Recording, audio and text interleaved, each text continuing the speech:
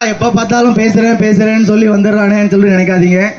இது என்னோட ஆதங்கம் மட்டும் இல்லை, 80s and 90s கிட்ஸோட ஆதங்கம், வலி, கோபம், வெறுப்பு, இது எல்லாமே என் மூலமாக வெளியே வருது.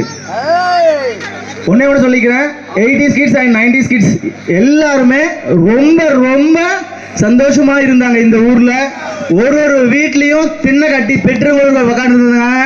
அதே தெருவில் பசங்க 50 பசங்க, ஒரு தெருவுலையும் 25 பொண்ணுங்க 25 பசங்கன்னு சொல்லிட்டு ஜாலியாக கபடி, நொண்டி, அவங்களுக்கு என்னென்ன விளையாட்டு விளையாடணுமோ எல்லா விளையாட்டையும் விளையாடிட்டு இருந்தாங்க.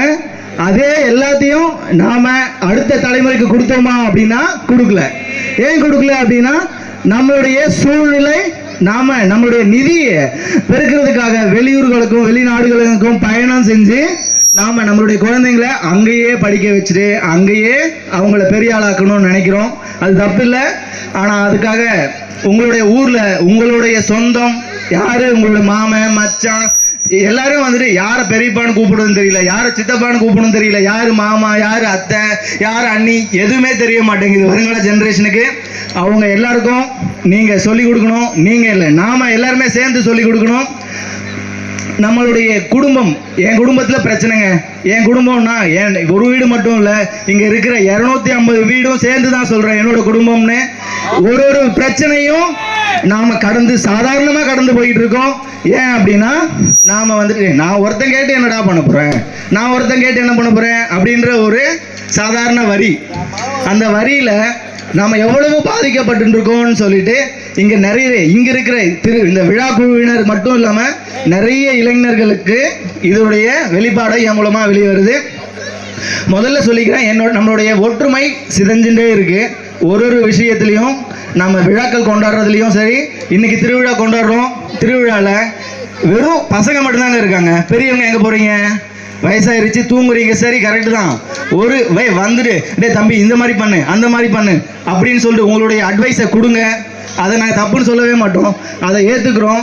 அதை ஏற்றுக்கிற மனப்பான்மையில் தான் நாங்கள் இருக்கோம். ஆனால் கொடுக்குற மனப்பான்மையில் நீங்கள் இல்லைன்றது எனக்கு தெளிவாக தெரியுது. அதை தெரிவிக்கணும். எல்லாரும் வாங்க, உங்களுடைய அறிவுரை எங்களுக்கு தேவை. நீங்கள் ஒரு விஷயமும் என்னோட தாத்தா எனக்கு சொல்லி கொடுத்துருக்காரு, டே நம்ம பஜனை பண்ணுவோம், நம்ம திருவிழா பண்ணுவோம், இந்த வகையரை சார்ந்தவங்க இந்த திருவிழா பண்ணுவாங்க, அந்த வகையரை சார்ந்தவங்க அந்த திருவிழா பண்ணுவாங்க. நம்மளுடைய ஒரு மாதமும் ஒரு திருவிழாவை நம்ம ஊரில் ஒரு தெருவுலையும் சூப்பராக கோலாகலமாக கொண்டாடிட்டு இருந்தோம். ஆனால் இன்னைக்கு வருஷத்துக்கு 4 திருவிழா. அந்த திருவிழாவையும் நம்மளுடைய அடுத்த தலைமுறை தான் எடுத்து கொண்டாடுறாங்க. அதுவும் அவங்களுடைய நிதி சுமையின் காரணமாக ரொம்ப சிக்கனமாக எப்படி பண்ணணுமோ அதை வச்சு பண்ணுறாங்க. நாம் ஒரு வீடும் நம்மளால் முடிஞ்சது ரூபா, சரி ரூபாவில் எவ்வளவோ உங்களால் முடிஞ்சது சந்தோஷமாக நீங்கள் தான் கொடுக்கணும். நாங்கள் வந்துட்டு ஒரு தடவையும் உங்கள்கிட்ட கேட்கும்போது அவன் குடிக்க கேட்குறான் அப்படின்னு நினைக்காதீங்க. நாங்கள் யாரும் குடிக்கிறதுக்காகலாம் உங்கள்கிட்ட வந்து கேட்கல. இது வந்துட்டு திருவிழா, நம்ம ஊர், நம்ம வீடு, நம்ம ஃபங்க்ஷன், நாம தாங்க செலிப்ரேட் பண்ணோம். ஒரு முறையும் உங்ககிட்ட கேட்டுட்டுலாம் இருக்க முடியாது. நீங்க கொடுக்கணும், நீங்களா தானா வந்து கொடுக்கணும். தம்பி வச்சுக்க அப்படின்னு சொல்லிட்டு அதுக்கான கணக்கு இப்போ இருக்கிற பையன் நவீன், விஜய் இவங்கெல்லாம் தெளிவாக கொடுக்குறாங்க. தெளிவா உங்களோட வாட்ஸ்அப்க்கு உங்களுக்கு வேணுமா பேனர் கூட அடிச்சு ஓட்ட வைக்கிறேன் அடுத்த வருஷத்துல இருந்து. நீங்க வாங்க, வந்து பேசுங்க. ஒற்றுமை, நம்மளோட ஊர்ல ஒற்றுமை ரொம்ப செதஞ்சிச்சுங்க. அடுத்தது நான் வந்து என் தம்பி கூட சண்டைக்கு போனோன்னா 10 பேர் அவன் கூட நிற்பான், 10 பேர் என் கூட நிற்பான். ஆனால் இப்போ அவங்க 2 பேர் சண்டை போட்டு போகிறாங்கடா அப்படின்னு சொல்லிட்டு தனித்தனியாக போயின்னு இருக்கோம். அந்த மாதிரி பண்ணாதீங்க. சண்டைக்கு மட்டும் இல்லைங்க, எல்லாத்துக்குமே தான். ஃபங்க்ஷன்னா கூட தான். வாங்க, வந்து எல்லாருமே சிறப்பாக எடுத்து செய்யணும். ஆனால் செய்கிறதே இல்லை. நம்ம ஒரு விஷயமும் இந்த மாதிரி நழுவி நம்ம கடைக்கோடியில் இருக்கிற அடுத்த ஜென்ரேஷனுக்கு என்ன கொடுப்போம்னா ஒன்றுமே கொடுக்க மாட்டோம். கையில் ஒரே ஒரு ஃபோனு, ஒரே ஒரு டிவி, இது மட்டும் கொடுத்துட்டு நீ பொம்மை டிவி பாரு, யாராவது வந்தா என்ன வரலன்னா என்ன, நடு டிவியில் பொம்மை டிவி போயிட்டு இருக்கோம். அப்போ யாராவது பெரியப்பா சித்தப்பா யாராவது வந்தாங்கன்னா அவங்க பண்ணி பேசிட்டு தண்ணி மட்டும் குடிச்சு வீட்டுக்கு போயிடுவாங்க. இப்போலாம் யாருமே ஃபோன் பண்ணாமலாம் வீட்டுக்கு வரதே இல்லை. முன்னாடிலாம் வந்துட்டு இருந்தாங்க. எப்போ நினச்சா நம்ம சொந்தக்காரங்க நம்ம வீட்டுக்கு வந்தாங்க, நாம் அவங்க வீட்டுக்கு போனோம். இப்போ யாரோட சொந்தக்காரங்க வீட்டுக்கும் யாரும் போகிறதில்ல. பக்கத்து வீட்டில் என்ன குழம்பு வைக்கிறாங்களோ இப்போ நமக்கு தெரியாது. ஆனால் முன்னாடிலாம் நான் எங்கள் வீட்டில் இருக்கும்போது எங்கள் வீட்டில் குழம்பு இல்லையா, பக்கத்து வீட்டில் எங்கள் மகேசத்தை வீட்டில் போயிட்டு என்ன குழம்பு இருக்கோ அதை வாங்கிட்டு வந்து சாப்பிட்டுட்டு இருந்தேன். ஆனால் அதே மாதிரி அவங்களும் நம்மகிட்ட இருந்தால் நம்ம வந்து அவங்க கிட்ட கொடுத்து சாப்பிட்டுட்டு இருந்தோம். ஆனால் இப்போ வீட்டில் இல்லையா, தண்ணி குடிச்சு படுத்துருவோம். அது நல்லாவா இருக்கு? நல்லாவே இல்லை. இருந்தாலும் நம்ம கேட்கணும், நம்ம பழகணும். ஆனால் இது எல்லாத்தையுமே விட்டுட்டு நம்ம தனியாலாம் பிரிஞ்சு போயிட்டு இருக்கோம். இதோட பாதிப்பு இப்போ தெரியுதோ இல்லையோ, வருங்காலத்தில் பயங்கரமாக தெரியும். அது தெரியும் போது நம்மளால் அது ஒட்ட வைக்க கண்டிப்பாக முடியவே முடியாது. அதனால் தயவு செஞ்சு சொல்கிறேன், உங்களுடைய உறவுகள் யாராக இருந்தாலும், எவ்வளோ சண்டையாக இருந்தாலும் நீங்கள் சேருங்க, சேர்ந்து பேசுங்க. ஒரு வீட்லேயும் சண்டை இருக்கும், எல்லாமே இருக்கும். பட் இருந்தாலும் நீங்கள் பேசி தான் ஆகணும். இதோடைய சிதைவுகள் எங்கே இருக்குது அப்படின்னா, இப்போ வந்துட்டு 80s and 90s கிட்ஸ் ஒருத்தரும் வந்துட்டு நம்ம பொண்ணை தேடி பக்கத்து வீட்டுக்கு போய் எந்தெந்த ஊரில் போய் எந்தெந்த மேட்ரிமோனி எல்லாத்தையும் சரி கண்டுபிடிச்சி கல்யாணம் பண்ணி வைக்கிறோம். முன்னாடி எப்படி இருந்தது, ஏன் முறை பொண்ணு 5 பொண்ணு இருக்குது, ஏன் மாமன் பொண்ணு 10 பையன் இருக்கான் இப்படின்னு சொல்லிட்டு மாற்றி நம்ம சொந்தத்துக்குள்ளேயே கல்யாணம் பண்ணிட்டு இருந்தோம். இப்போ எப்படி இருக்குது, அவன் ஏழை, அவன் கருப்பாக இருக்கான், அவன் படிக்கவே இல்லை, அவன் விவசாயம் பண்ணுறான் அப்படின்னு சொல்லிட்டு யாரோ ஒருத்தன் எங்கேயோ இருப்பான், அவனை தேடி கண்டுபிடிச்சி நம்ம கொண்டு போய் கொடுப்போம். ஆனால் நம்ம ஊரில் இருக்கிறவன் அவனும் தேடிட்டே இருப்பான், கடைசி வரைக்கும் தேடிட்டே இருப்பான். இதெல்லாம் நல்லாவா இருக்குது? நம்ம ஊரில் இருக்க பசங்க நம்ம தாங்க பார்த்துக்கணும். சீக்கிரமாக பார்த்துக்கோங்க. எதுவாக இருந்தாலும் உங்கள் சொந்தம், உங்களுடைய பொறுப்பு. நீங்கள் தான் அவங்கள பக்குவமாக பார்த்து வச்சுக்கணும். முக்கியமாக ஒன்று சொல்ல விரும்புகிறேன். முன்னாடியெல்லாம் வந்துட்டு ஊருக்கு 4 பேர் குடிச்சுக்கிட்டு இருந்தாங்க. இப்போ ஊருக்கு 4 பேர் கூட குடிக்கிறாங்களா இல்லையான்னு சந்தேகமாக தாங்க இருக்குது. இது ஏன் சொல்கிறேன் அப்படின்னா, நான் குடிக்கிறது இல்லை அப்படின்லாம் கிடையாது. இது வந்துட்டு என் குடிக்கிறவனும் என் மாமன், மச்சான், அண்ணன், தம்பி, அப்பா, பெரியப்பா, சித்தப்பா எல்லாரும் தான் குடிக்கிறதால அவங்கள மட்டும் பாதிக்கப்படலை, அவங்களால சேர்ந்து நானும் தான் பாதிக்கப்படுறேன். ஒரு பாதிப்புக்கு பின்னாடியும் எவ்வளோ வலி இருக்குது, வேதனை இருக்குன்னு சொல்லிட்டு எனக்கு மட்டும் இல்லை, இந்த ஊரில் இருக்கிற நிறைய பேருக்கு அது தெரியும். அதோடைய வலிகளையும் வேதனைகளையும் அடுத்த தலைமுறைக்கும் கொடுத்தீங்க அப்படின்னா அதனுடைய பிரதிபலன் அவங்களுடைய திறமைகள் மழுங்கடிக்கப்படும். அவங்களுக்கு எந்தவித அடுத்து அவங்களுக்கு படிப்புக்காகவும் சரி, அவங்களுடைய வருங்கால தேவைக்காகவும் சரி நம்மளால் சேர்த்து வைக்கவும் முடியாது, அவங்களுக்கு செலவு பண்ணவும் முடியாது. எல்லாரும் சொல்லுவாங்க, ரெட்டினாலே பயங்கரமாக சொத்து இருக்கும், அவங்களுக்கு அடுத்த 7 தலைமுறை சாப்பிட்டு சந்தோஷமாக இருக்கலாம் அப்படின்னு. இங்கே கஞ்சிக்கே வழி இல்லைன்றது நமக்கு மட்டும்தாங்க தெரியும். ஒரு வீடும் எவ்வளவு வறுமையில் இருக்குன்னு சொல்லிட்டு எனக்கும் தெரியும், மச்சானுக்கும் தெரியும். அதனால இது நான் வந்துட்டு எனக்காக மட்டும் பேசல, மச்சானுக்காகவும் சேர்த்து தான் பேசுகிறேன். குடிக்கிறவங்க தயவு செஞ்சு உங்களுடைய உடல் நலன், குடும்ப நலன் பாதிக்கப்படுற மாதிரி வச்சுக்காதீங்க. என்னைக்காவது ஒரு நாள் குடிக்கிறது நல்லது அப்படின்லாம் நான் சொல்ல மாட்டேன். குடிக்கிறது உங்கள் விருப்பம் மச்சான், குடிக்கிறது உங்கள் விருப்பம். குடிக்கிறதால உங்கள் குடும்பம் மட்டும் இல்லை மச்சான், நம்ம ஊரும் தான் பாதிக்கப்படுது. உங்களுடைய விலை நல்ல நிலம் எப்படி, உங்களோட விவசாய நிலத்தில் உட்காந்து குடிக்கிறாங்க, எவனே தெரியாது. நம்ம ஊரில் இருக்கிற பசங்க உட்காந்து குடிக்கிறாங்க. சரி, நம்ம பசங்க குடிச்சுட்டு இருக்காங்க, இவனுங்களை எப்படா கேட்குறது, கேட்டாமல் அசிங்கமாக திட்டுனா என்ன பண்ணுறது அப்படின்னு நினச்சா ஒன்றுமே பண்ண முடியாது. என் தம்பி ஒருத்த நேற்று அப்படிதான், ரஞ்சிதே உனக்கு தான் பேசிட்டு இருக்கேன், அவன் அப்படி தான் பண்ணிட்டு இருந்தான். அதனால் அவனுக்கு வந்து சொல்லி ஒன்று எல்லாருக்கும் மட்டும் சொல்லிடுறேன், நீங்கள் வந்துட்டு குடிக்காமல் போங்க. ஆனால் உங்களோட உடல் நலன் முக்கியமாக பாதிக்கப்படுது, உங்களோட குடும்ப நலன் அதுக்கு மேலே பாதிக்கப்படுது. இதை வந்துட்டு நீங்கள் குடிக்கிறது நம்மளோட கோயிலுக்கு பின்னாடி உட்காந்து தயவு செஞ்சு குடிக்காதீங்க.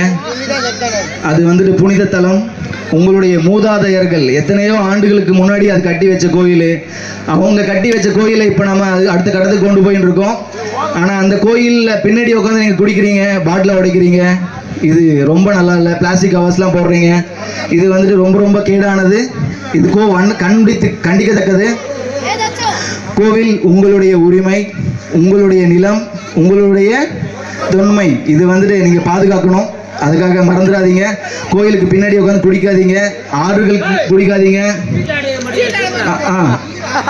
ஆறுகளுக்கு பின்னாடி உட்காந்து குடிக்காதீங்க. மேம்பாலங்கள் மேலே இப்போ பாலங்கள் நிறைய கட்டின்னு இருக்காங்க, அங்கெல்லாம் மேலே உட்காந்து குடிக்காதீங்க. விவசாய நிலம் நாம இன்னைக்கு குடிக்கிறோம், நம்மளோட ஊரு நம்மன்னு சொல்லி உட்காந்து குடிக்கிறோம். நாளைக்கு எவனே தெரியல, பக்கத்து ஊர் அக்கத்து ஊர் எங்கே ஒரு 10-15 கிலோமீட்டர் மேலே இருந்து வந்து நம்ம ஊரில் உட்காந்து குடிக்கிறான், அதுவும் கோயில் பின்னாடியே உட்காந்து குடிக்கிறான். அவனை நம்ம என்ன கேட்க முடியும்? நேற்று உட்காந்து குடிச்சிட்டு இருந்தாங்க, நீங்கள் என்ன கேட்டீங்க, இன்னைக்கு கேட்டீங்களா அப்படின்னு நம்மளே பார்த்து கேட்குறாங்க.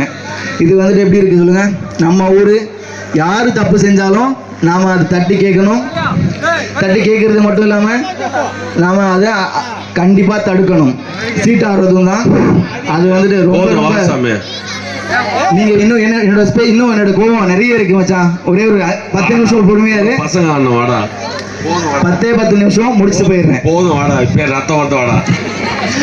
இது வந்துட்டு நம்ம தனித்தனி குடும்பமா செதஞ்சிருக்கிறப்போ என்ன ஆகுது அப்படின்னா, மச்சான் இவன் டிஎம்கே, மச்சான் அவன் ஏடிஎம்கே, மச்சான் அவன் டிவிகே, மச்சான் அவன் காங்கிரஸ், இவன் பிஜேபி அப்படின்னு சொல்லிட்டு போயிடுறாங்க.